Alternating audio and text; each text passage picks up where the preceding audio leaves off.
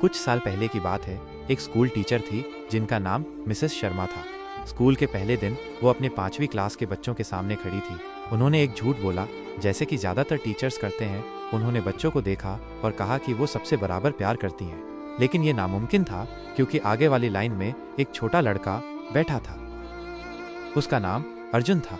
Sharma ma'am ने पिछले साल अर्जुन को देखा था और नोटिस किया था कि वो दूसरे बच्चों के साथ अच्छी तरह से नहीं खेलता।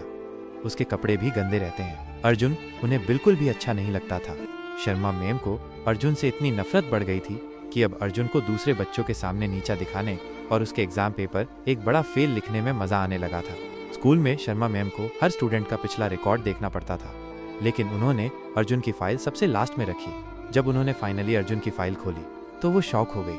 अर्जुन की पहली क्लास की टीचर ने लिखा था, अर्जुन एक समझदार बच्चा है, हमेशा हंसने को तैयार रहता है, अपना काम सफाई से करता है और हमेशा अच्छे मैनर्स दिखाता है।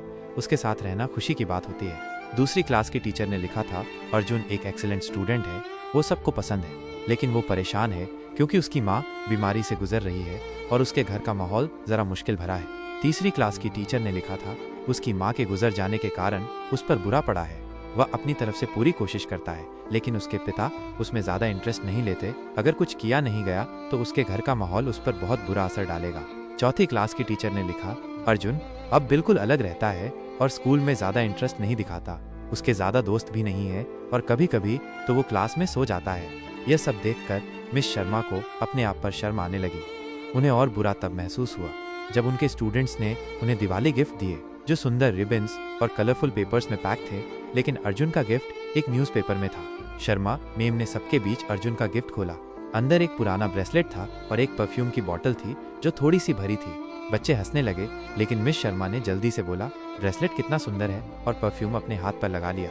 अर्जुन उस दिन स्कूल के बाद रुका और बस इतना बोला, शर्मा मैम आज आपसे बिल्कुल मेरी माँ की तरह महक रही है। जब बच्चे चले गए तो मिस शर्मा 1 घंटे तक रोती रही। उस दिन के बाद उन्होंने पढ़ाने से ज़्यादा बच्चों को सिखाने पर फोकस किया। मिस शर्मा ने अर्जुन पर खास ध्यान दिया। जितना वो उसे सपोर्ट करती, उतनी ही जल्दी अर्जुन अपनी क्लास में उतने ही अच्छे नंबर लाया करता।